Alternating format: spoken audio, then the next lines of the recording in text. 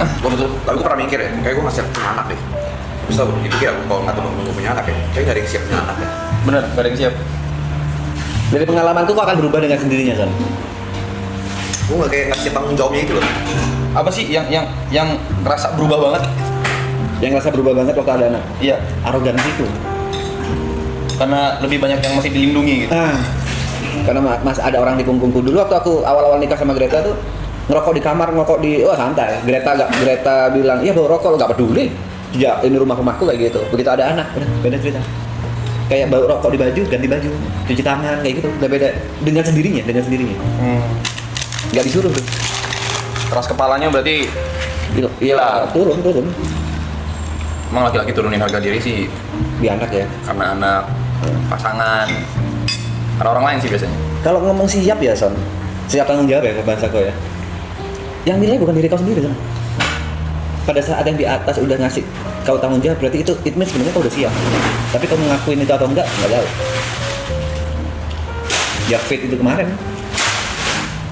Yang nilai bukan kau. Gue bisa marah deh, nangis jam 3 pagi tuh bang bisa marah deh gue. Tahu sih, nggak pernah kebayang di kepala gue. Gue nih anak itu Jod kecil nih, nggak pernah kebayang. dipakyuin lu dari belakang. Gue sama masih ngerasa masih kayak bocah juga Jod kadang. Kalau Grace misalkan dipakyuin dari belakang sama anak lu gampar gitu. Lu gampar gak? Temsan, gue geng-gengin balik. Anjing anak gue geng-geng bersama aja dari kata-kata. Terus gue balas ski.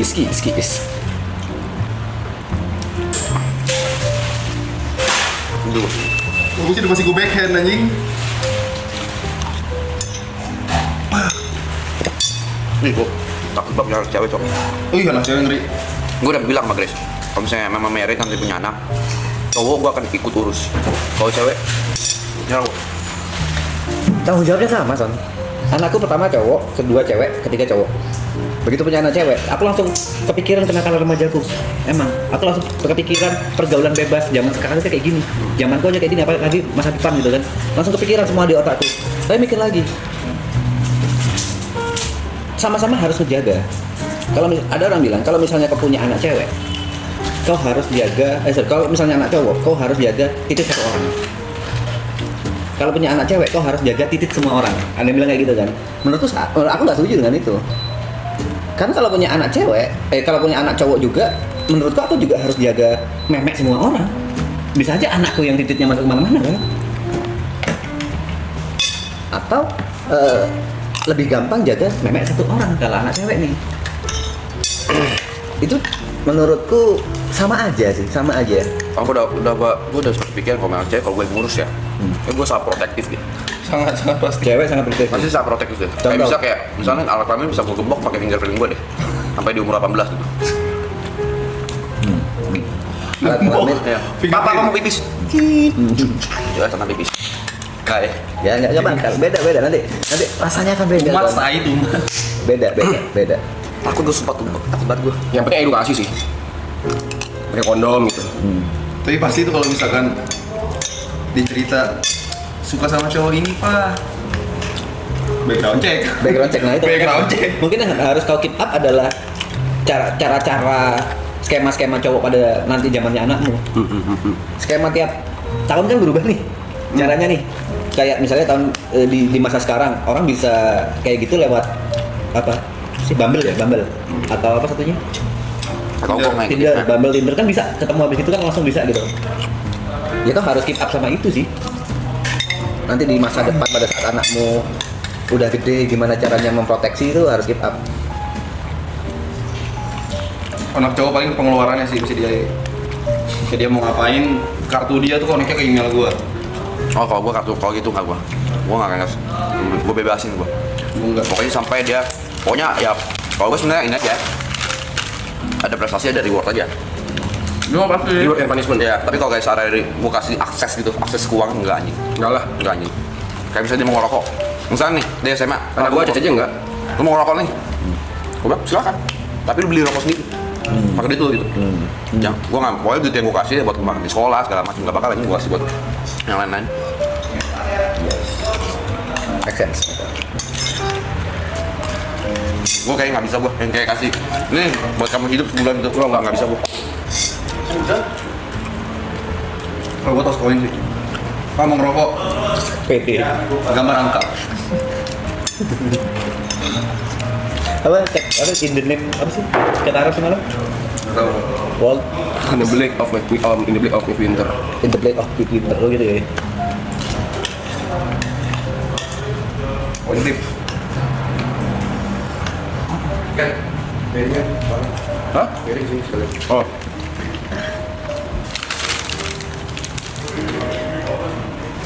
Kita pernah kumpet nih. Kalau gua sih bulanan Duit naruh kasih ke anak. supaya bisa ngatur keuangan. Ya. Seperti yang apa orang tua gua lakukan kepada gua. Kalau misalnya habis Atau nggak per minggu gitu. ini Gila. faktanya aja. Kau kan dikasih bulanan kan? Misalnya dikasih sebulan 1 juta lah. Kau nggak tahu waktu itu berapa ya? Ya. Misalnya nih, misalnya dikasih 11 juta. Di hari ke-15 kau udah habis. Terus kau butuh, kau minta lagi, respon orang tua kau gimana? Nggak boleh. Nggak boleh. Dia udah nikmatin aja 15 hari kumpul uang. Iya.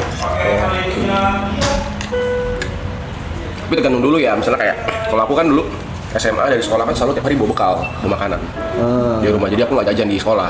Jadi basicnya kayak ya sandang pangan papan kau udah dijamin ya. Yang dimaksud uang saku ini untuk kepuasan di luar itu. Betul. Mau jajan kayak mau apa. Tapi sebenarnya kalau pengen latih manage duit dari ini sih, uang jajan per minggu. Ngeri ya? Kecilnya.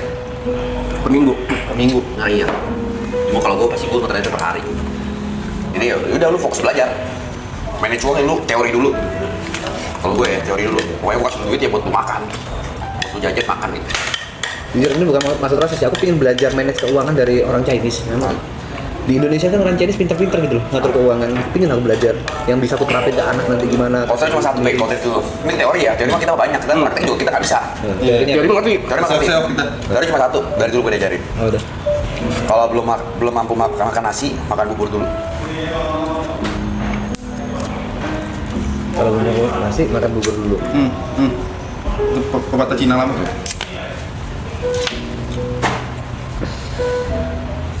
Ini kalau aku orang Jawa akan bilang, loh aku mampu, tapi aku mampu beli nasi. Gimana tuh? Apa? Tapi aku mampu beli nasi. Tapi buat nyampe next level kan mesti makan bubur. Kadang masih ada yang ditentang.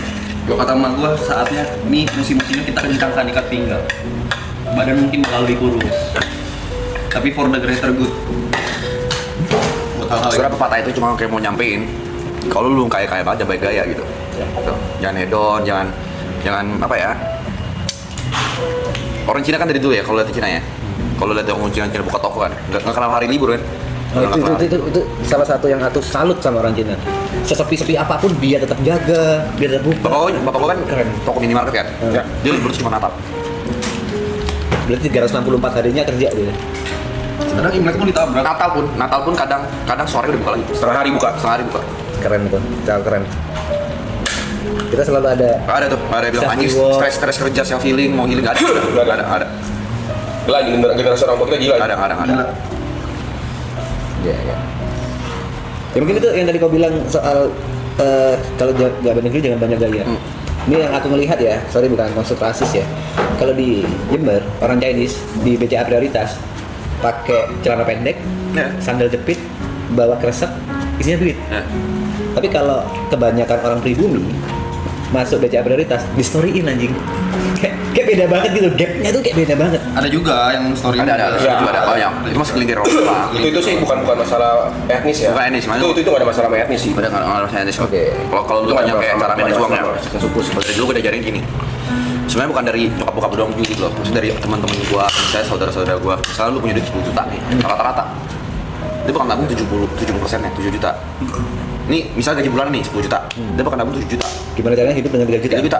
Kalau misalnya di hari 20 habis, ya udah, nggak makan tuh. Bentar, nabung itu buat apa? Bebas investasi. Jadi harus ada Ya nabung aja mas. Nabung aja. Either itu jadi rupiah doang, itu kemas. Ya dari itu buat usaha kecil. Taruh aja. Taruh aja. Yang penting nggak kepake. Pendapatan nambah lifestyle enggak? Iya. Jadi pendapatan nambah, lifestyle enggak. Ya. Jadi cukup-cukupin. Gimana caranya 3 juta hidup dalam sebulan? Cukup-cukupin. Nasi telur. Bisa juga orang mikirnya tuh kayak, misalnya orang punya duit nih, mereka mikirnya bukan gimana cara ngabisinnya, Tapi gimana caranya duitnya tambah banyak? Cuk, punya duit nih, ceprek, dapet nih. Oh, berarti apa ya? Cara berpikir ya. Orang puas, orang puas. Nilai-nilai puasnya itu lebih tinggi lagi. Iya, mereka mikirin bukan ini gue mau ngabisin buat apa nih, Ada. buat belanja apa nih, kayak gitu. Mikirnya kayak Ini gue kali 10 ini gimana? iya gimana caranya nih duit bisa tambah banyak. Bukan ngabisin ini gimana caranya Betul. caranya duit ini gue pakai buat jadi lebih banyak lagi gitu. Gitu kalau bilang Cina gila duit, iya. Iya. Sangat. Tapi nggak salah, menurutku nggak salah. Sangat gila. Itu yang seharusnya mindset yang dimiliki oleh banyak orang ya. Bukan konsumtif. Kayak sesimpel apa ya? Aduh, gue mau apa lupa lagi gue. Dan memang menahan diri itu yang paling susah. Susah. Apalagi kita kayak gue orang gitu sekarang ya. Ya masih ya konsumtif banget gitu. Konsumtif. Kayak soal baju. Apalagi nih, tapi yang turun tuh ya. Kalau dari bokap gua, Oh, di lorong. ada 2 konsep. Dia selalu pelit sama diri sendiri, tapi buat orang lain enggak.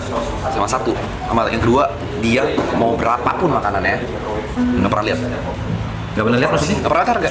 Mau semahal apapun buat makan ya, buat makan keluarga nggak pernah lihat. Tapi ada levelnya kan bisa nyampe di situ kan. Iya. Enggak. Maksudnya kayak misalnya punya sisa, ya itu kan udah 30% nih. 30% ini kayak oke, mau celebrate sesuatu atau misalnya mau makan keluarga itu nggak pernah mikir, oh ini kemahalan nih, kita bisa price budget dimakan kagak. Oke. Demi makan. Dan makan.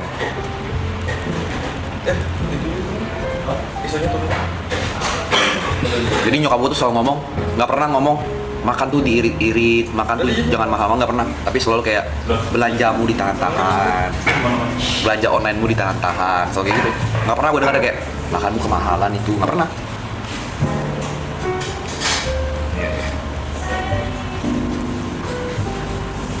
Ini bukan tiap saat makan mahal. Iya. enggak. Iya, tahu. Oh, itu celebration aja. Teris bukan celebrate. Memang saatnya keluar mah keluar.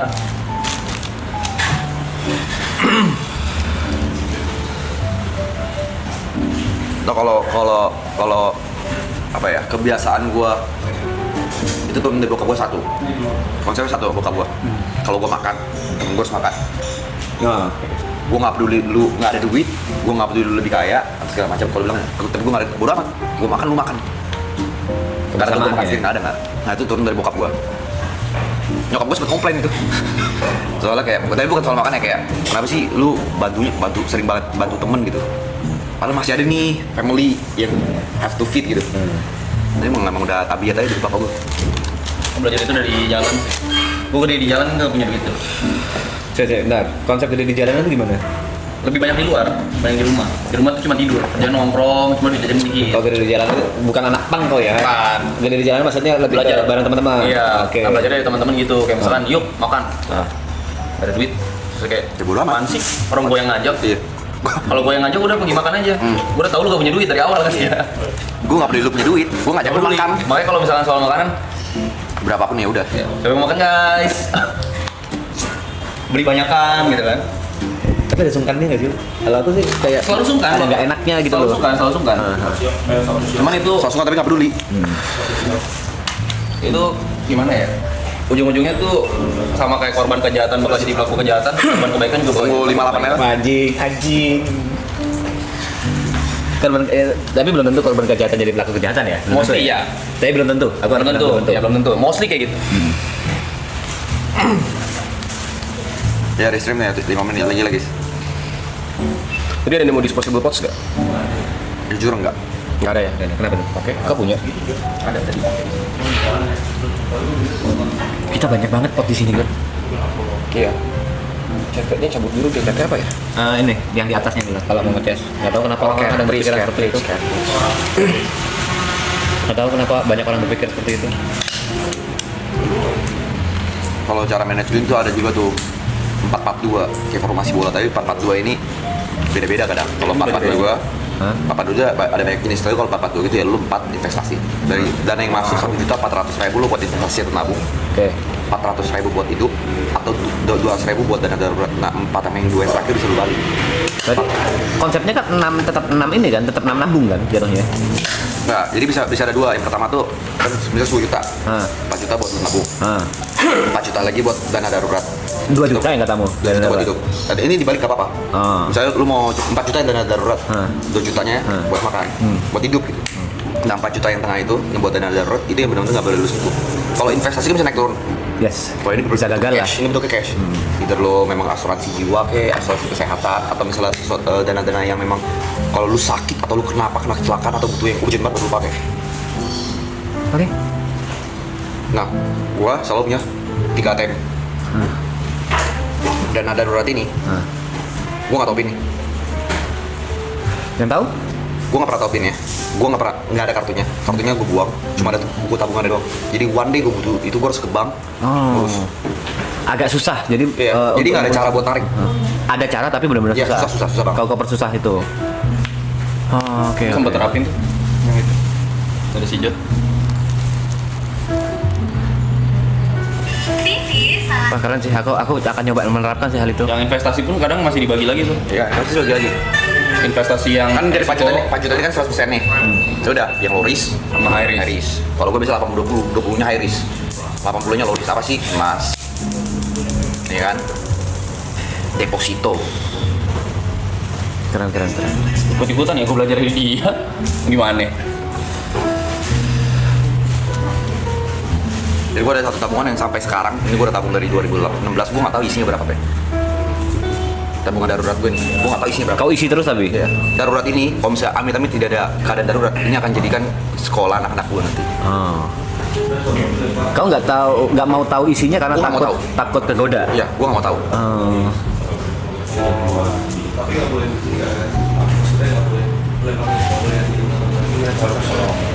Isinya transfer juga bisa. Ya isinya transfer, nomor rekeningnya mah tahu. Nomor rekeningnya tahu. Mau kata orang kayak, sayang Jod, itu bisa ngurus inflasi, rupiah kan mulai menurun. Gue nggak peduli, gue nggak peduli. Karena memang fungsinya untuk itu. Fungsi untuk itu. Sometimes udah darurat banget kau bisa pakai. Ya, tapi itu kalau misal lu mau berbentuk emas pun nggak apa-apa. Oh, secara rekening, misalnya kayak dana darurat lu mau ini kan lu jual emas juga susah kan. Emas fisik ya kita ngomong. Oke. Ya kan, emas fisik. Lumayan susah lah, lu harus ke konternya dulu. Bukan segala emas macam. nabung nih ya? Iya. Udah beli emas fisik aja, sama aja. Kalau lu nggak mau ngurus inflasi, kalau gua pribadi mager, gua udah mager. Kalau gue sekarang udah mas fisik.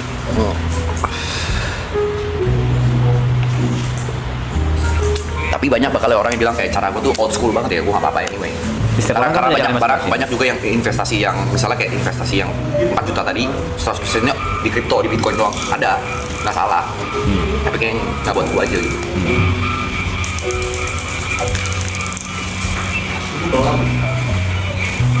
Kalau invest, aku nggak pernah mikir gitu-gitu. Aku ada duit, ku invest. Nggak punya duit, ku jual. Selalu kayak gitu, makanya seringnya aku stres karena pada saat aku benar-benar butuh, jual nggak gampang. Akhirnya jual murah, itu sering banget. Makanya ini ilmu yang keren banget menurutku. Dan gue selalu mencoba, kalau misalnya gue pengen mendalami hobi, gue mendalami hobi yang barangnya gue beli, tapi nilai barangnya itu nggak turun jauh. Contoh, stick biliar. Gue sempat hobi biliar. Biliar tuh rata kanan gue. Stick 15 juta, 20 juta, gue beli tetap.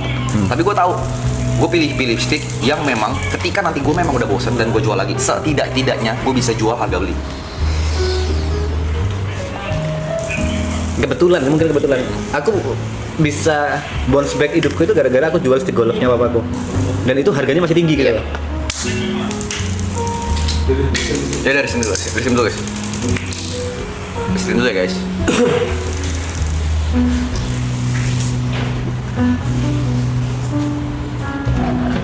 Halo.